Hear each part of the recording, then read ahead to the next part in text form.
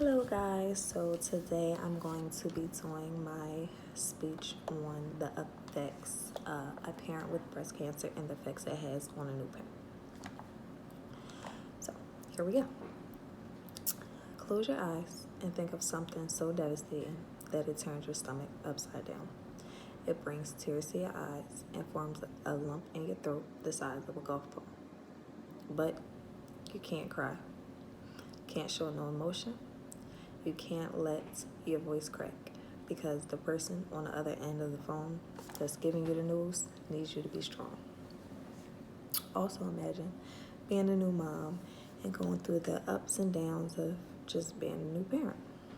This was the exact same emotion that I felt when my mother told me that she was diagnosed with breast cancer.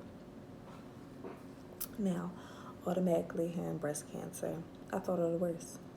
According to the article written by U.S. Breast Cancer Statistics, it says for women in the U.S., breast cancer death rates are higher than those for any other cancer besides lung cancer.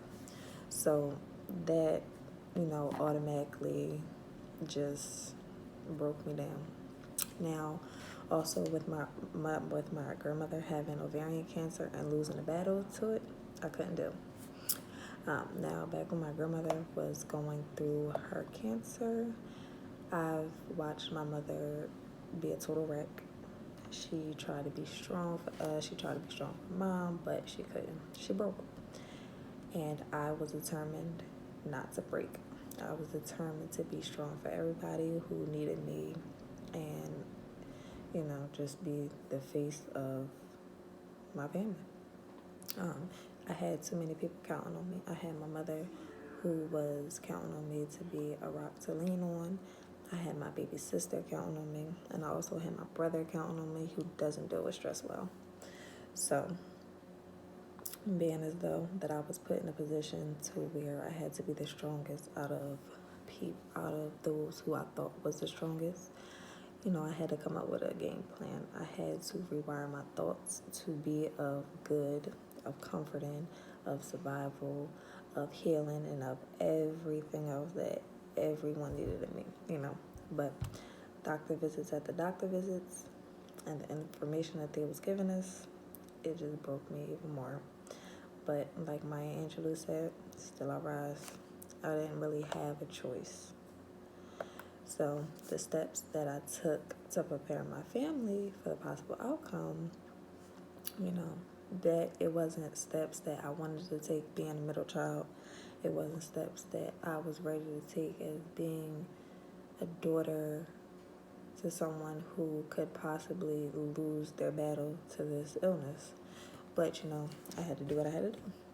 So, I had to prepare my family for the worst, which that was, life insurance and burial, burial situations and everything of the worst that you could think of that you need to prepare your family for when it comes to death. I had to do it. And it wasn't something that they was prepared for, but it was something that I had to do.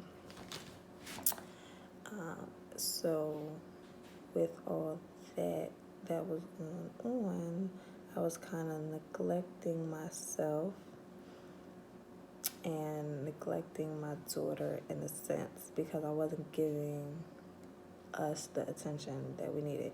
So at the time I was breastfeeding and I didn't realize that my milk was slowly diminishing because of all the stress that I was going through. I couldn't gain weight. I couldn't sleep.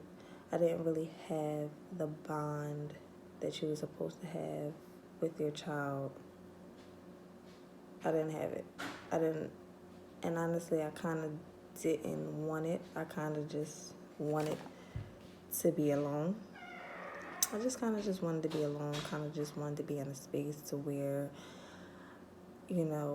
I could be ready for them whenever they needed me, which was kind of selfish, but it wasn't like I didn't know how to be a mom if my mom wasn't gonna be around. Basically, like I didn't know, and I honestly thought that she was gonna lose battle to it.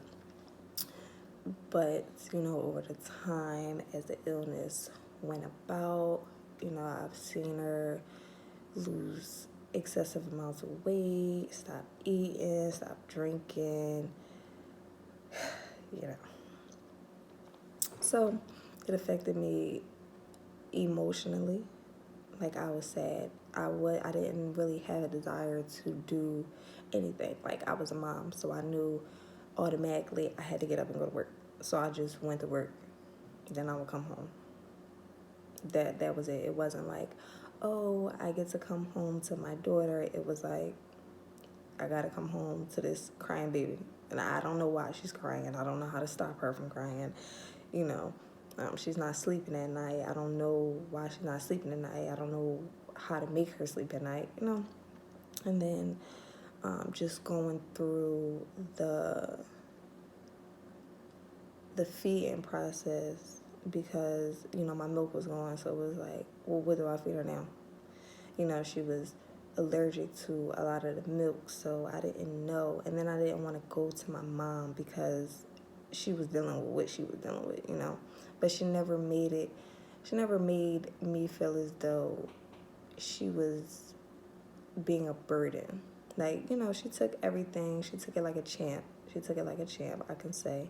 But she always wanted me to, like, still involve myself with her, with, her grandchild. So it was kind of like, she would ask me questions about the baby, and it was just like, she's fine, but like, your doctor's appointment, let's schedule your doctor's appointment, let's, try to work on this, and let's try to work on that, and, things of that nature. But it was very tough. It was very difficult. It's not something that I will ever want to go through again in my life, honestly. Thank you.